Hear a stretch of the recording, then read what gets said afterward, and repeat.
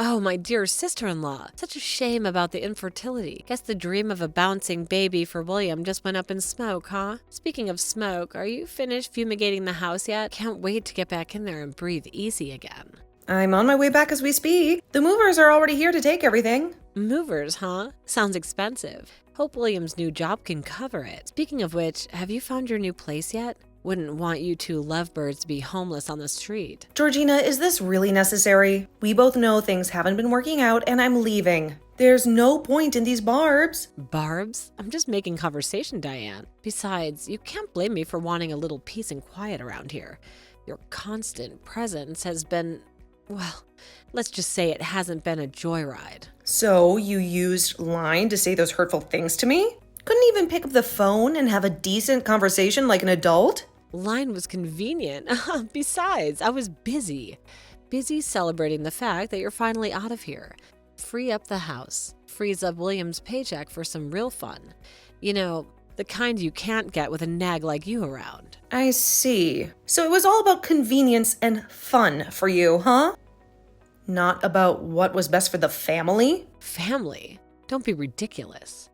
You haven't exactly been Miss Congeniality over the last few years. Always moping around with that long face. Honestly, you should be thanking me for giving you a little push out the door. Thank you? Thank you for making me feel unwelcome in my own home? Thank you for turning my husband against me? You know what, Georgina? The infertility issue? Turns out it's me, not William. But despite that, I've kept this house running, taking care of you and your mother, all while William changed jobs 5 times. And this is the thank you I get? Come on. I asked you to take care of things for 3 years. During these 3 years, I haven't had a child with William. When I checked with the hospital, the doctor's words echoed in my ears. It was my body that wouldn't cooperate. However, haven't I always taken care of my husband's family, including you, Georgina? I cooked, cleaned, and even helped manage your mother's finances? Why do I have to apologize for something beyond my control? Diane, that sounds ridiculous. Don't think you're the only one who's worried about this family. Don't think you're significant just because you do some household chores. Because my mother and I were reluctant to accept you. We had our reservations, but you were all we had. I don't have any other choice in the matter. Just do some household chores? Both your mom and you never left a finger to do any housework. You leave everything for me to handle, treating this house like a personal hotel. And William, he's been struggling to find stable work.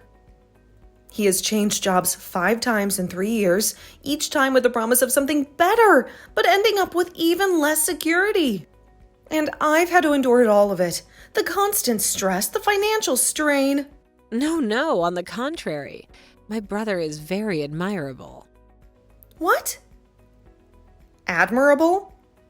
What do you mean? Because he's changed jobs 5 times in 3 years and can still find another job. It shows his adaptability, his resilience. If it were normal, he would have been unemployed for a long time. But William, he's a fighter. That's very wonderful, wouldn't you agree? I don't understand what you are excited about. Also, from the 3rd time onwards, those weren't full-time positions, Georgina. He was no longer hired as an official employee, only as a part-time worker or a freeder. Not to mention, many places don't hire part-time employees consistently. It's true that he can be called unemployed, right? That means there is no place that hires him as a stable employee anymore. No, my brother's not unemployed. This house, the big car, it wasn't easy for my older brother who worked hard and borrowed money from the bank to buy them. But that's not something you could just do with a normal part-time job, seriously. This family is so weird. Your priorities are completely skewed. What do you mean by that? No, nothing. It doesn't matter anymore. Anyway, my dear sister-in-law seems so worried about having us welcomed her. Let's face it, the welcome wasn't exactly warm and fuzzy, was it? And now that you're finally leaving, shouldn't we throw you a little goodbye party? Just kidding, of course. No, there's no need for any kind of farewell. My mother-in-law and her friends already cleared out, and the rest of the house is like a tomb. William and I will be strangers, living under the same roof for one final night. Even if we wanted a goodbye, there wouldn't be anyone left to hear it. That's a real picture of marital bliss, isn't it? No one to see you off. Just packing your bags in the cold silence of this house. A happy ending indeed. What are you even talking about, Georgina? Nothing important, just making conversation, you know. Speaking of goodbyes, when are you planning on filing for divorce? It's too late to do anything today. I'll file the application first thing tomorrow. This marriage, it's finally over. That's the spirit. It's high time, wouldn't you say? Just don't come crying to me tomorrow, begging for another chance. We've all had enough drama, haven't we? Don't worry, there won't be any tears or begging. That's a good girl. Looks like you've finally grown a backbone. But let me tell you something, Diane. You may be strong now, but you're also facing this all alone. No husband, no family, just you and your empty boxes. The end of a relationship is a necessary evil sometimes. And believe it or not, Georgina, I can pack my things and get myself out of this house without needing anyone's help. So what's next for you, huh?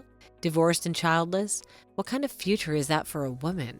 You'll never find another husband, that's for sure. Doomed to spend the rest of your days a lonely old spinster. It's pathetic, really. When I found out I couldn't have children, it hit me like a ton of bricks. The dream of a family with William is shattered. But you know what hurt even more? The fact that my own family, the people who were supposed to be there for me, turned their backs on me and blamed me for everything. Well, of course they did. We all thought you were healthy. We thought that you can give William the children he deserves. Turns out that was all a lie. You deceived my brother, Diana. You tricked him into marrying you under false pretenses. I am a woman. Don't talk like that. A woman can be more than just a baby machine. Don't you see the years I've poured into this family? Well, are you turning your real face, huh? Don't take out your anger on me like that, okay? Till now, you've always had a pensive expression on your face. That face has really made me feel disgusted. I'm glad not to have to see that face anymore. Today we should have a celebration, a toast to finally being rid of you. I don't care about your celebrations or your toasts. I will never come back to this house when I get married again. Just the thought that I would have the happiest family in my life, but it turned out to be the biggest disappointment. Wait just a little bit. Stop blaming others. If the bride still fulfills the important function of a woman, we will happily accept her and continue to live together, right? But you can't do that. You're a broken toy, Diane. You're useless to us now. The important function of a woman? Basically, this family is already too stressful for me to handle, even if my body could still give birth. I'm sure I'll leave this house sooner or later. Also, I always wanted to say this to your family. That's bad, huh? This is the last time. So I'll sit and listen to you just to get it over with, but what do you want to say? For the past 3 years, I've been working like a slave in this house.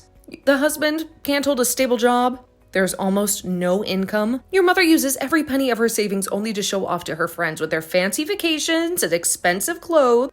Your sister is selfish and always causes chaos in the house. And yet I've tried my best for this family. I cooked, I cleaned, I even managed your mother's finances. Well, you're just congratulating yourself again. Isn't it obvious that women have to do all the housework to support their husbands, don't they? Or do you want to hear some words like they're doing a great job? That's not how the world works, honey. Now everything is meaningless. Just leaving is enough. I don't need your approval or your empty praise. Hey, don't treat us like we're the ones who are wrong. Maybe the person who's wrong is you. Don't come to my house anymore. What a shameful woman. You're a burden, a disappointment. Stay away from us. Never come back. Don't worry, I won't do anything. It's better for me anyway. Goodbye, Georgina. And good luck finding someone else to clean up after you. Who cares about your goodbye? Just get out already.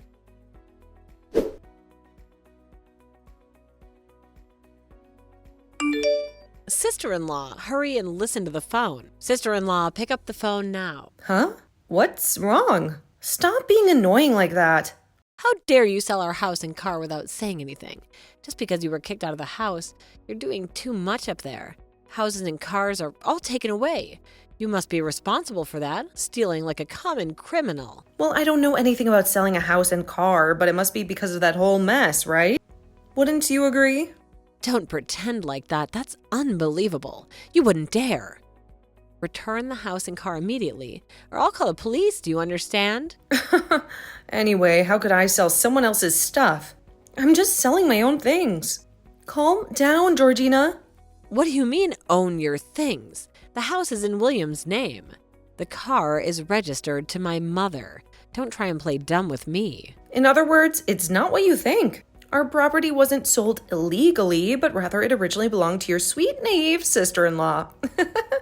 Surprised, aren't you? The car and home are yours now.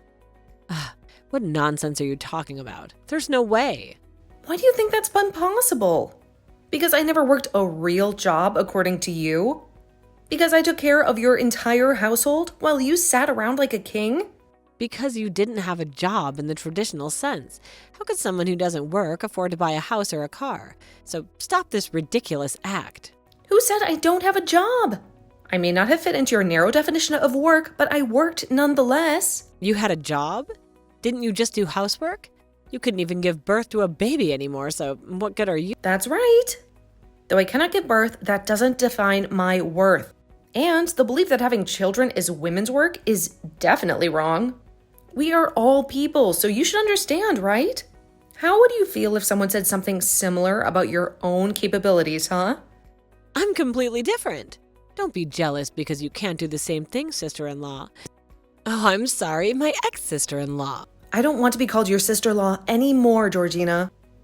And for your information, I have worked not only as a housewife, but also as a full-fledged legal secretary at a prestigious firm. At night, after everyone got to bed, slaving away so you could all live comfortably. Everyone went to bed.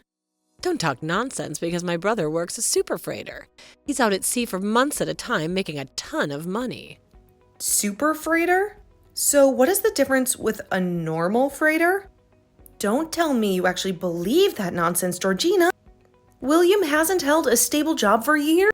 Listen, super freighters are the ones who can make huge amounts of money, more than normal little ones. How can a freighter earn more reasonable money? Huh?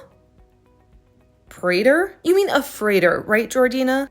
Super freighter? Sounds like something out of a cartoon. My brother is definitely admirable. Oh, his salary is also very high. $10,000 per hour. $10,000 per hour? Don't make me laugh, Georgina. That's more than most CEOs make in a year. Joke.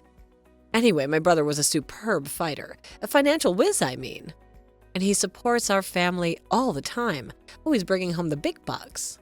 Unfortunately, the only fighting William seems to do is with keeping a job. His salary is only $30 per hour, and that's when he actually shows up for work. Huh? $30 an hour? There must be some kind of mistake. He must be some kind of super minimum wage earner or something. In addition to his questionable work ethic, William often made mistakes.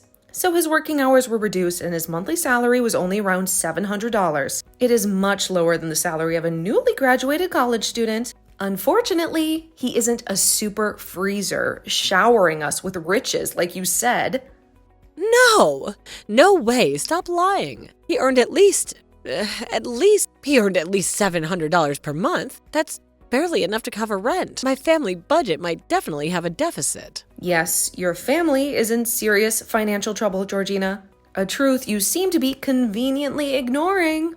Most of this family's living expenses were paid by me, not your super freighter brother. Huh? So a person who only did housework and couldn't earn money? How did you pay it? Don't lie to me anymore. Let me tell you about the Pandora room, Georgina. A place where I poured out my frustrations and anxieties every night after you all went to sleep. Each keystroke is a rebellion against the stifling expectations of this family. I wrote dramatic tales of a dysfunctional household, a manipulative mother-in-law, and a husband who couldn't hold a job. Oh, so you're a blogger. It's not that easy to make money writing stories online. And we were the topic, right? Sounds like you were airing out our dirty laundry for the whole world to see. Let's just say the stories resonated with a lot of people, Georgina. Thousands followed the trials and tribulations of the unnamed family. And of course, none of it was flattering. Did you write that my sister-in-law is beautiful? There must have been some positive, right? Don't flatter yourself, Georgina. The focus was on the dysfunction, the constant financial strain, the lies you all told yourselves. And guess what? People loved it. Huh? The more I wrote, the more popular the blog became. And with that popularity came sponsorships, advertising deals, a steady stream of income, an income that far surpassed anything William could ever dream of bringing home. I can't understand. Why could my brother marry this weird person? Weird? Oh, really? Without me, Georgina, this family would have been living in a cardboard box months ago. Your mother's extravagant spending habits would have finally caught up to you. Bankruptcy, Georgina, that's where you were headed. Bankruptcy? What are you talking about? You're just a high school student, so maybe you haven't noticed, but your family's finances are a house of cards. That house, that car, all bought with the money I made from my blog. The groceries you ate, the electricity you used, most of it came from my pocket. Don't say that. It sounds ridiculous. But a house was sold and a car was taken away. Is that true? Why are you saying, is it true? Yes, it is true. Your mother has a credit card bill due next month that she can't possibly pay. William only brought home around $600 this month. And besides... Oh, that's right. I have to pay the university entrance fee next month. This is all a disaster. I can't believe it's come to this. Oh, that's right, little girl. Whenever I was still a member of that family, I would take responsibility for paying you. Then you kicked me out of the house and called me a barren woman, a useless appendage. Now, I'm not a member of that goddamn family anymore, so I don't have to pay anymore. Right? That can't be true. I studied hard to get into the university. I dreamt of going to college, getting a good job, making something of myself. If I can't get in, I'll have to work with just a high school diploma. That can't happen to me. I still want to be a college student. Maybe you can't. Even if you start working now, you won't be able to accumulate that amount of money in such a short time. You'll have to throw away your dreams of higher education and join the workforce right after graduating from high school. Imagine that, Georgina, working a dead-end job just like your brother. I don't want that. Oh, sister-in-law, we used to be family, for crying out loud. I'm not asking you to just give me the money, just slap me some. A loan, that's it. I'll make sure to pay you back every single penny. If those words are trustworthy, I will give anyone a chance, regardless of whether they're family or not. Honesty and integrity are paramount. Wouldn't you agree? Really? Please believe me.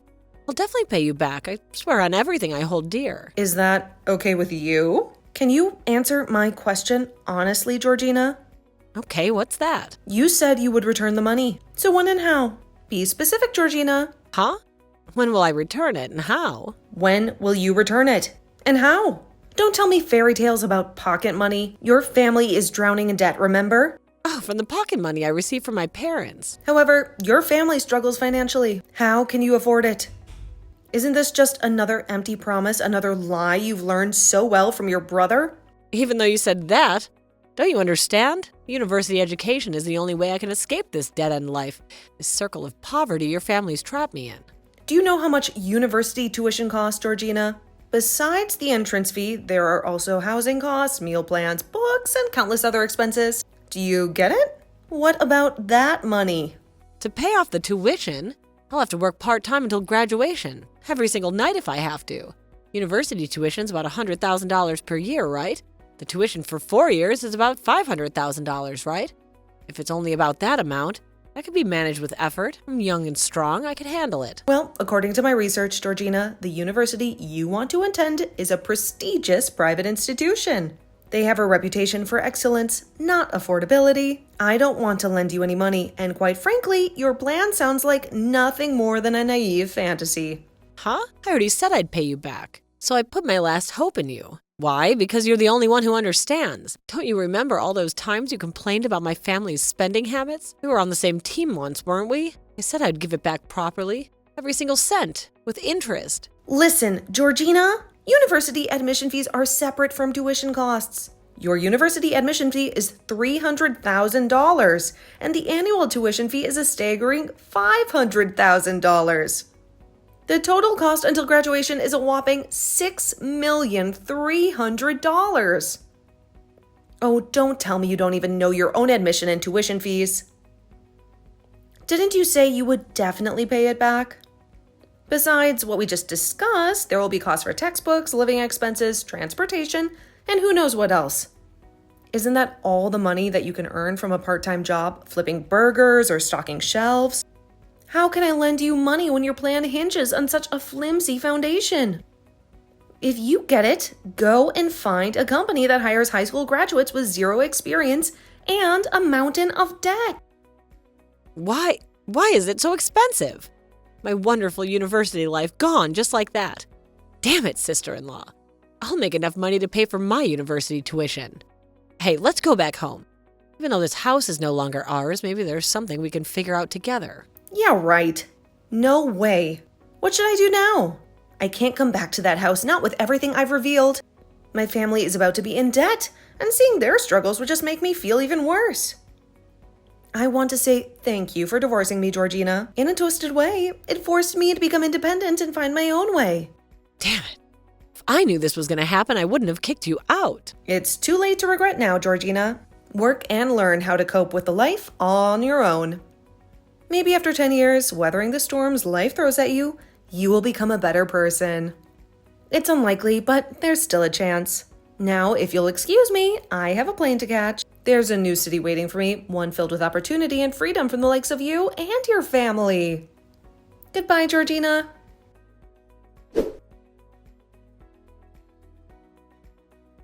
After that, Georgina's family lost their house, lost their car, and had no money to pay for any hotel.